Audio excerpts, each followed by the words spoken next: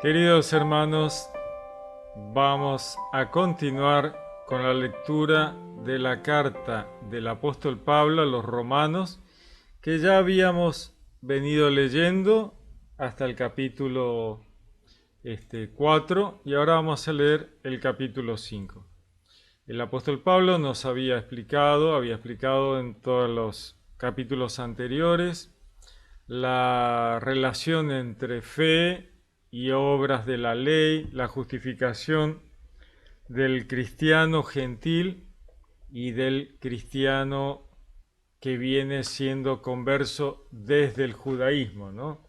El cristianismo como continuidad del judaísmo, pero abriendo la puerta a la gentilidad. En el capítulo 4 nos decía, el apóstol nos hablaba de cómo Abraham, padre del judaísmo, primero había sido padre del cristianismo, haciendo un salto por arriba del pueblo hebreo para caer del otro lado y ser padre de la gentilidad, y luego sería padre del judaísmo, ¿no? Pero primero, cuando fue justificado por la fe, sin tener circuncisión, sin tener ley mosaica, él había sido justificado por Dios por la fe, obrando en consecuencia a través del tiempo, ¿no?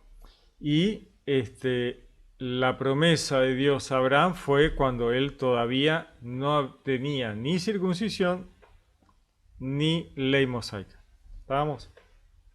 Entonces, ahora vamos a continuar con el capítulo 5, que nos dice: habiendo pues recibido de la fe nuestra justificación, estamos en paz con Dios por nuestro Señor Jesucristo.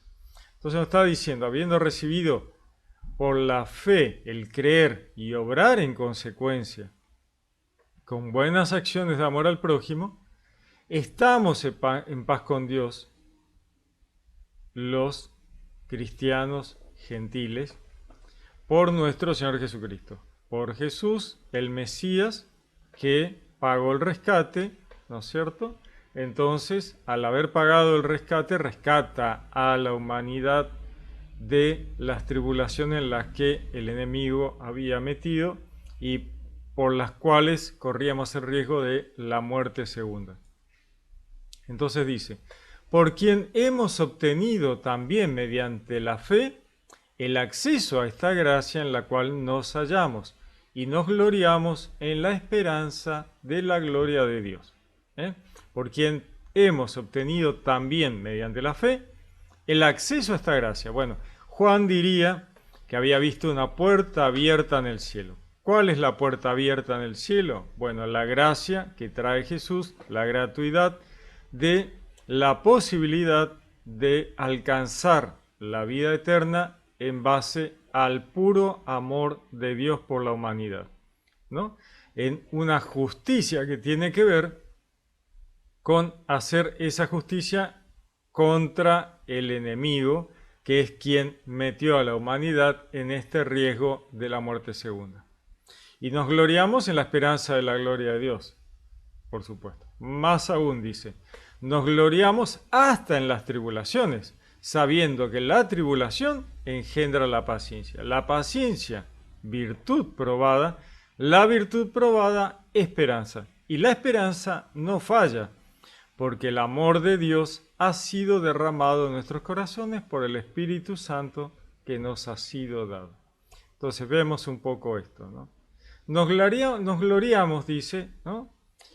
Nos alegramos en las tribulaciones, en lo mal que la estamos pasando, ¿no? Parece raro, porque sabemos, dice, sabiendo que estas tribulaciones en las cuales nos ha metido el enemigo van a engendrar la paciencia de saber que, bueno, esto va a pasar y cuando pase, vamos a alcanzar la vida eterna. La paciencia, dice, virtud probada.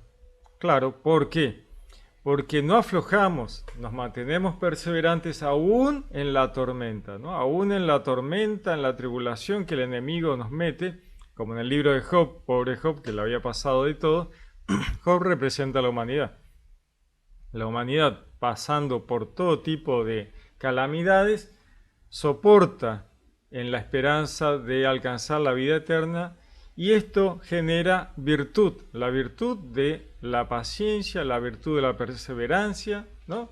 Y entonces la virtud probada por tanto tiempo de tribulación, nos da la esperanza. Y la esperanza no falla porque el amor de Dios ha sido derramado en nuestros corazones por el Espíritu Santo que nos ha sido dado por Dios. Continúa. En efecto, cuando todavía estábamos sin fuerzas, en el tiempo señalado, Cristo murió por los impíos. En verdad, apenas habrá quien muera por un justo. Por un hombre de bien, tal vez se atrevería uno a morir. Mas la prueba de que Dios nos ama es que Cristo, siendo nosotros todavía pecadores, murió por nosotros. Entonces Pablo dice, ¿no?, que aún cuando todavía estábamos sin fuerzas en el tiempo señalado, o sea, estábamos totalmente aplastados por las tribulaciones, mientras se cumplían los tiempos, ¿no? ¿Por qué? Porque Dios prepara al pueblo hebreo, lo entrena, le pone la ley, lo amaestra, diría la palabra, ¿no? Lo prueba, lo enseña, lo forma, lo crea, y el pueblo hebreo va enderezando los caminos, preparando todo para que llegue el Mesías. Entonces, parecía que el Mesías no iba a llegar nunca, ¿no? Parecía que el Salvador no iba a llegar jamás. La humanidad clama por un Salvador que no llega nunca. El pueblo hebreo clama por un Salvador que no llega jamás, ¿no? Y entonces estamos agotados, ¿no? Sin fuerzas. Dice, en el tiempo señalado, ahí cuando la humanidad alcanza un punto crucial mínimo en el cual ya puede aceptar la idea del amor al prójimo, que antes era difícil, porque no, la evolución espiritual no había alcanzado el punto mínimo necesario. Entonces ahí llega el Mesías, llega Jesús y dice, Cristo en el tiempo señalado murió por los impíos, ¿no?, por la humanidad que estaba cometiendo todo tipo de macanas. Dice, en verdad, apenas habrá quien muera por un justo, dice, ¿no? A nivel humano, ¿no? ¿Quién va a morir por un justo? Puede ser que alguien salga a defenderlo y muera por un justo, ¿no? Por un hombre de bien, tal vez se atrevería uno a morir, dice Pablo, ¿no? Vos sabés que el tipo es justo, vos sabés que el tipo es un hombre de bien, capaz que te la jugás y sos capaz de morir defendiéndolo, dice. Mas la prueba de que Dios nos ama es que Cristo, siendo nosotros todavía pecadores, porque arrastrábamos todos los pecados ancestrales de politeísmo, idolatría, sacrificios humanos, sacrificios de animal y toda la bajeza que eso atrae, ¿no? Él, teniéndonos en esa situación, muere por nosotros, ¿no? Por los impíos, dice Pablo, llevando la idea a un extremo, ¿no? Dice, con cuánta más razón, pues, justificados ahora por su sangre, seremos por él salvos de la cólera, ¿no? Vamos a analizar un poquito. A veces se malinterpreta esto de la sangre. Justificados ahora por su sangre. Bueno, ese justificado por su sangre significa justificados por la muerte del Cordero de Dios que quita el pecado del mundo. ¿Y por qué dice por su sangre? Bueno, porque Jesús representa el Cordero de Dios que sacrificaban los hebreos en el altar, ¿no? Tiraban un poco de sangre sobre el altar y el resto se lo tiraban al pueblo, para que el pueblo comprendiera y se hiciera cargo de que esa sangre que les caía encima arrastraba las consecuencias de haber asesinado a un pobre animal, ¿eh? Y eso tiene consecuencias, no te la vas a llevar de arriba el haber matado a un animal, ¿no? Entonces la sangre caía sobre el pueblo. Dios entrenaba al pueblo hebreo de esa manera para que en el momento de la pasión de Cristo, el pueblo reclamara la sangre del Cordero. No, crucifícalo, crucifícalo. Su sangre sobre nosotros y nuestros hijos. Y la sangre cae en una imagen, cae sobre el pueblo hebreo, quienes se hacen cargo de la muerte del Cordero, liberando de esa consecuencia terrible a la gentilidad. La gentilidad representada por Pilato. Pilato levanta las manos y muestra sus manitos limpias de la sangre de este justo. Entonces dice, justificados ahora por su sangre, por la sangre del Cordero, seremos por él salvos de la cólera. ¿De qué cólera? Bueno, la cólera que el enemigo busca en Dios, ¿no? El enemigo corre, nos hace tropezar en las tribulaciones y luego corre a Dios y le dice, fíjate, ves que no merecen la pena, que no valen la pena, vamos a matarlos a todos, eliminar a la humanidad, ¿no? Y Dios está enojado por toda esa situación, contra el enemigo primero que nada, y segundo contra a las personas que no se dan cuenta de que no deben participar en esa intención del enemigo, aún por error, ¿no? Continúa.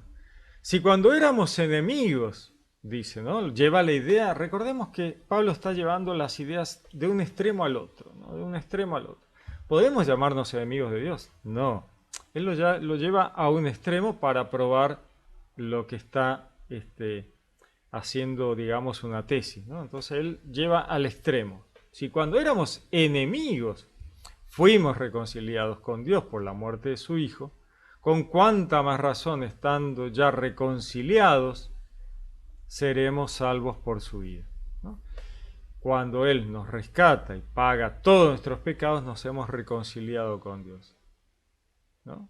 Nos hemos reconciliado con Dios. Y ahora ya no somos en esa imagen que Pablo nos está mostrando, dejamos de ser enemigos. Ahora podemos colaborar con Dios, ser amigos de Dios, obrar correctamente. Y entonces, ¿cómo no vamos a ser salvos por su vida, ¿no?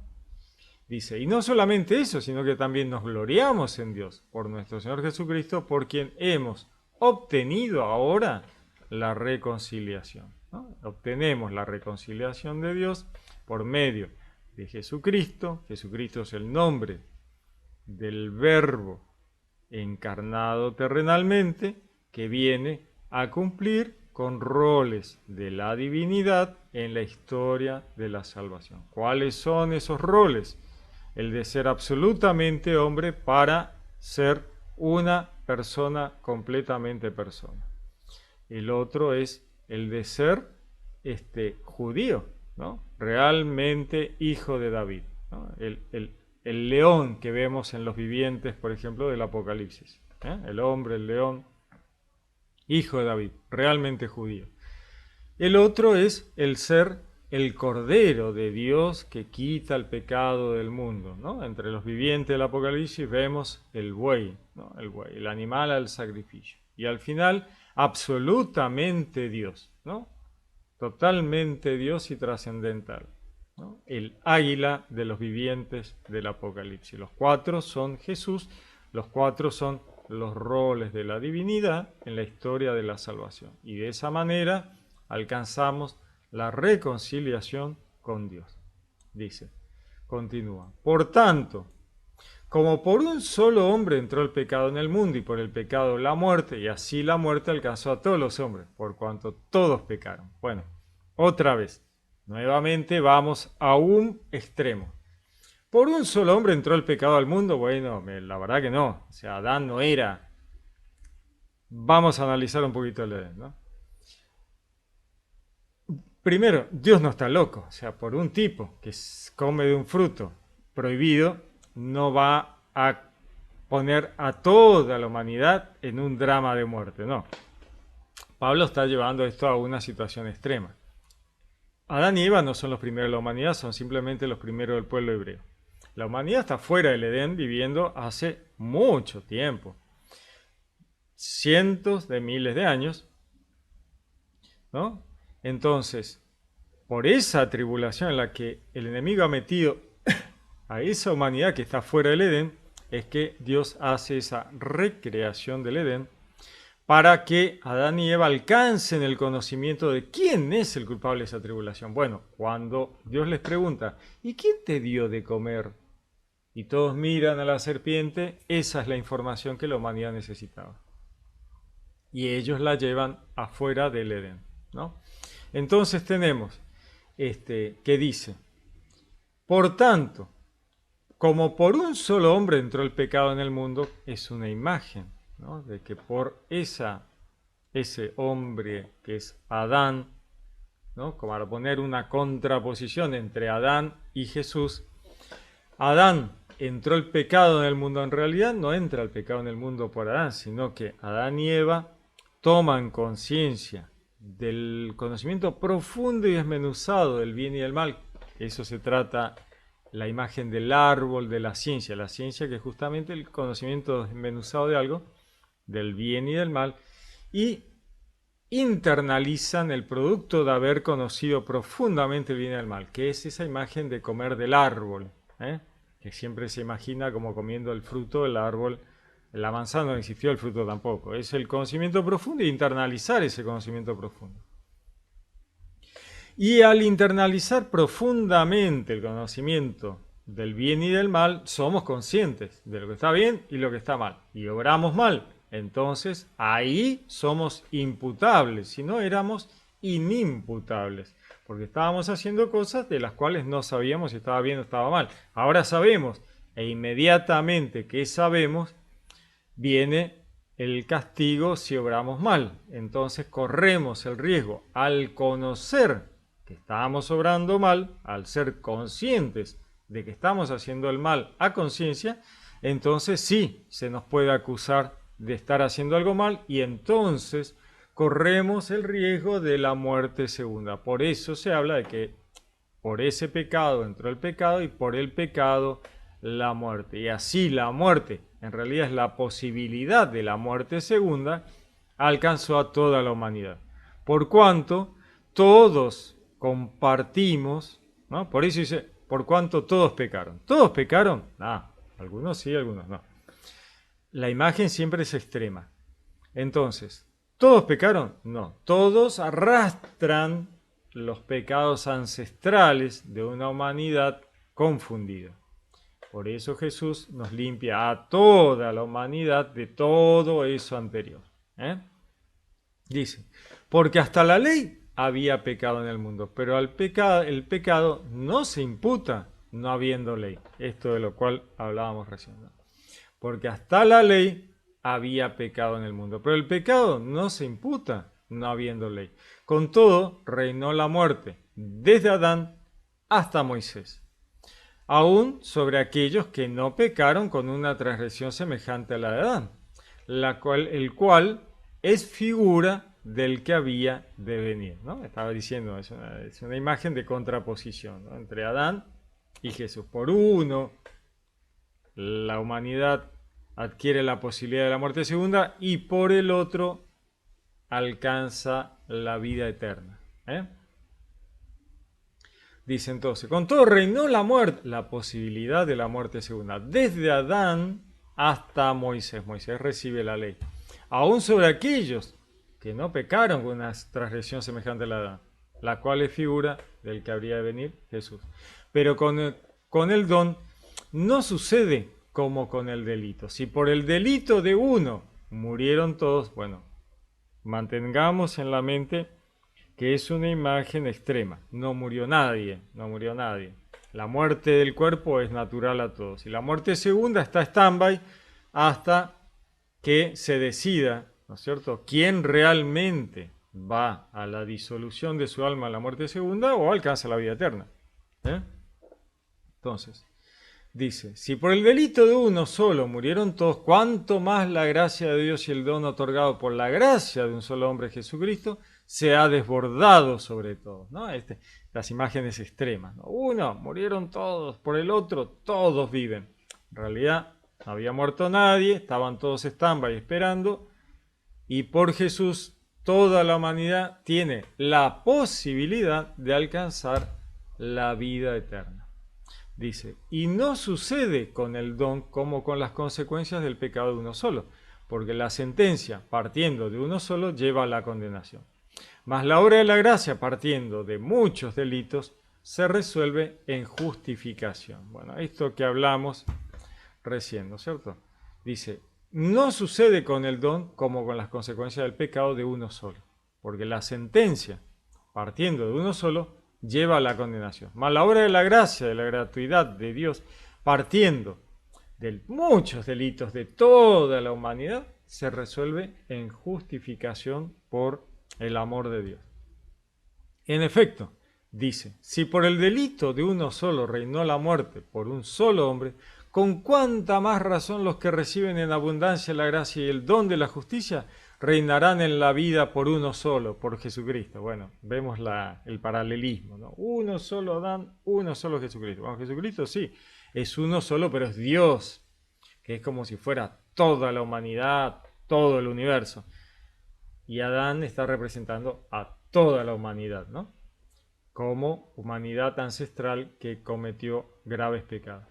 Entonces, dice, así pues, como el delito de uno solo atrajo sobre todos los hombres la condenación, así también la obra de justicia de uno solo procura toda la justificación que da la vida. En efecto, así como por la desobediencia de un solo hombre todos fueron constituidos pecadores, así también por la obediencia de uno solo todos serán constituidos justos. Sigue con el mismo paralelismo y el pensamiento extremo.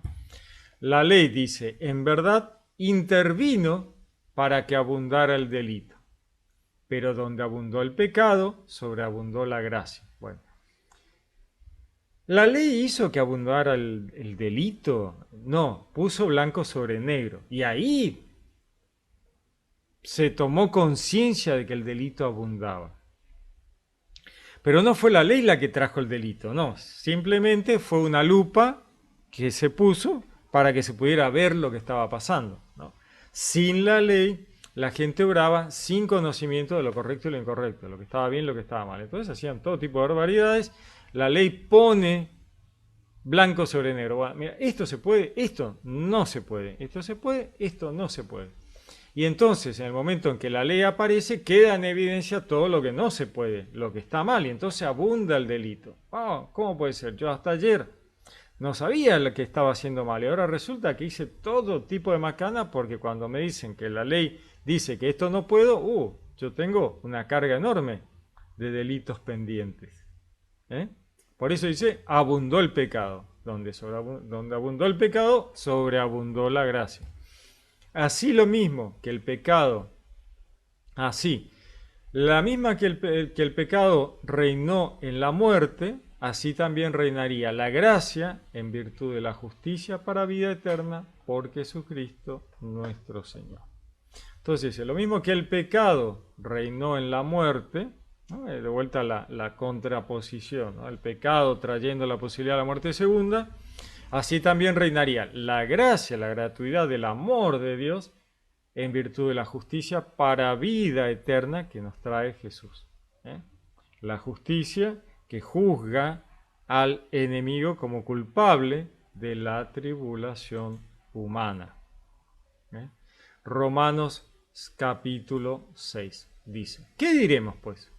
¿Que debemos permanecer en el pecado para que la gracia se multiplique? De ningún modo, ¿no? Porque esto podría ser el pensamiento siguiente. Bueno, entonces vamos a seguir haciendo todo tipo de macana para que cada vez haya más gracia. No, eso es una pavada. O sea, no, en realidad es un regalo de Dios la gracia para hacer un blanqueo y cuenta nueva. Bueno, todo lo anterior ya está, listo, ya no le debes nada a nadie, ya está.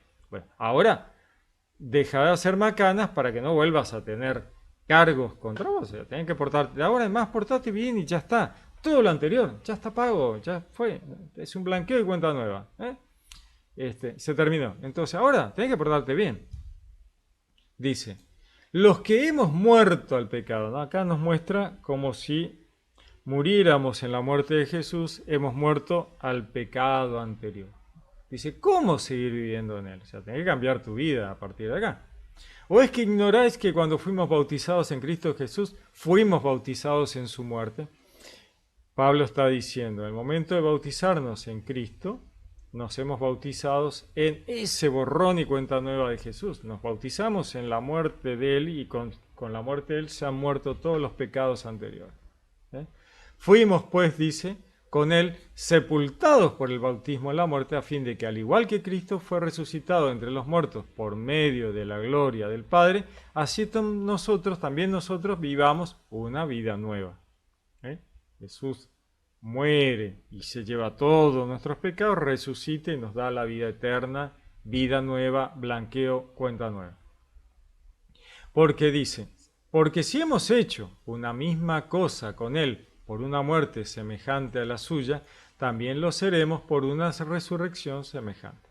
Sabiendo que nuestro hombre viejo fue crucificado con Él, toda la humanidad, a fin de que fuera destruido este cuerpo de pecado y cesáramos de ser esclavos del pecado, esclavos del enemigo que nos tenía engañados, el padre de la mentira, esclavos de la confusión y el error. Pues el que está muerto queda librado del pecado. O sea, vos tenés una culpa, ¿no? Hiciste algo que está mal. Te morís, ya está. O sea, la justicia ya no te puede juzgar, te moriste. ¿Cómo vas a hacer? Entonces dice, pues el que está muerto queda librado del pecado. Está hablando a nivel terrenal, ¿no? A nivel humano. Y si hemos muerto con Cristo, creemos que también viviremos con Él, sabiendo que Cristo, una vez resucitado entre los muertos, ya no muere más, y que la muerte no tiene ya señorío sobre Él, porque Él ha vencido a la muerte. Y ha vencido a la muerte segunda, que es la que es el riesgo de la humanidad. Su muerte fue un morir al pecado de una vez para siempre, más su vida es un vivir para Dios. Así también vosotros, considerados como muertos al pecado y vivos para Dios en Cristo Jesús. No reine pues el pecado en vuestro cuerpo mortal, de modo que obedezcáis a sus apetencias, ni hagáis ya de vuestros miembros armas de injusticia al servicio del pecado, sino más bien ofreceos vosotros mismos a Dios como muertos retornados a la vida, y vuestros miembros como armas de justicia al servicio de Dios, ¿no? Pablo nos llama a vivir una vida nueva, y este tema de los miembros, ¿no? De nuestros miembros corporales, a realizar buenas acciones de amor al prójimo como armas de justicia al servicio de Dios. Acciones. Como vemos, nuevamente, la salvación tiene que ver con buenas acciones, que los miembros, que nuestras acciones sean de amor al prójimo en función de lo que Dios quiere de nosotros. Dice, pues el pecado no dominará ya sobre vosotros, ya que no estáis bajo la ley, sino bajo la gracia. Otra vez vuelve a este paralelismo con la ley mosaica, porque él tiene una audiencia judía, ¿no?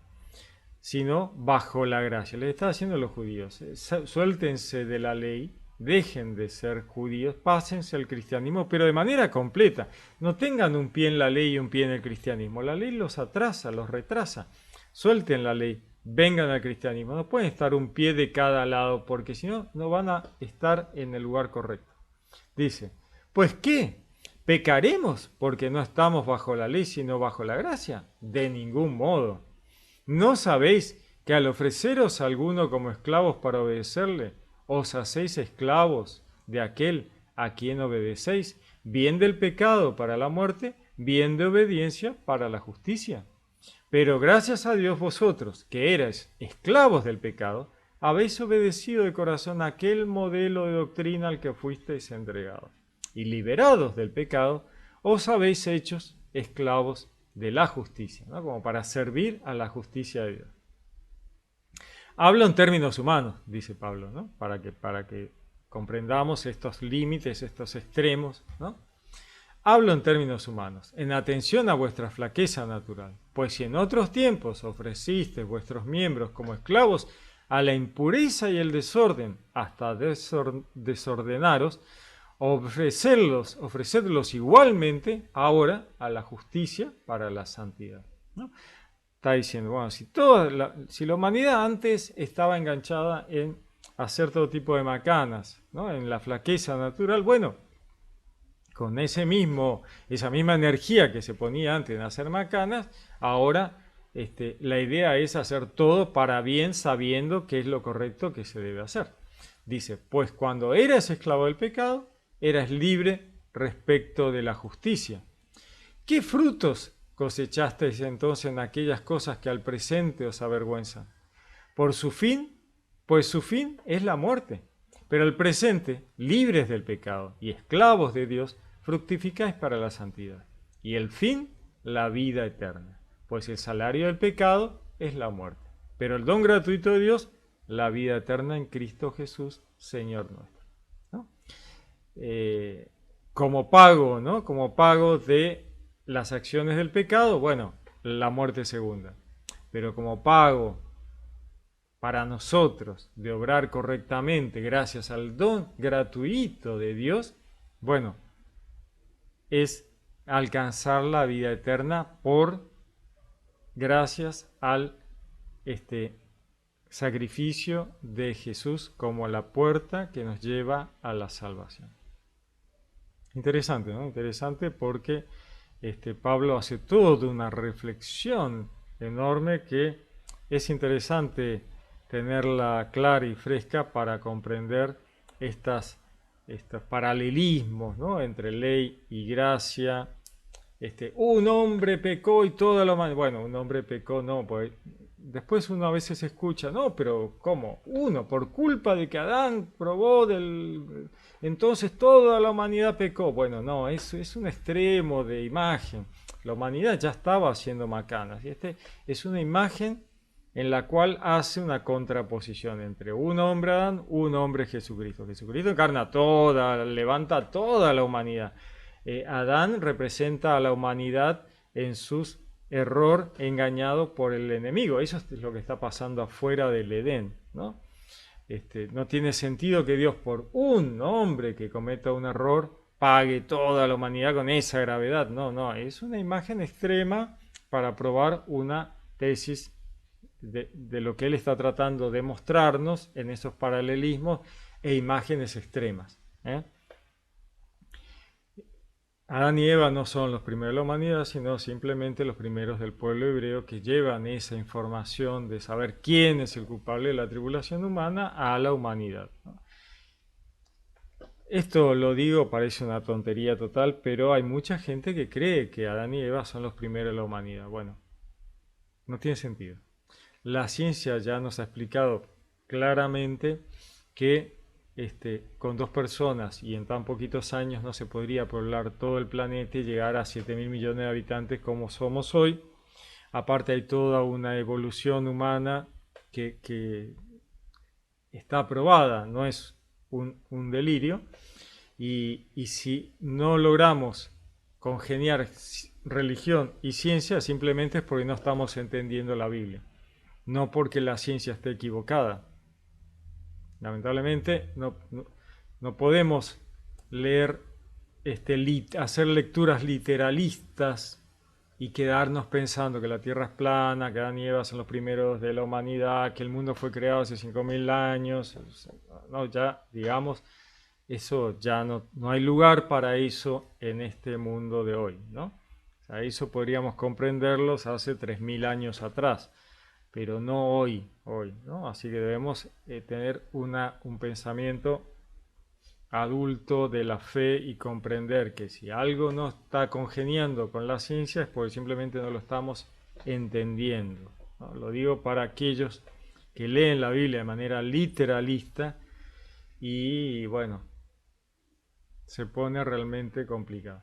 Es muy interesante lo de Pablo, me parece, por lo menos a mí, en cuanto a que como cristianos podemos comprender el cristianismo como continuidad del judaísmo, toda la tarea de Dios desde Adán y Eva hasta Jesús y más allá.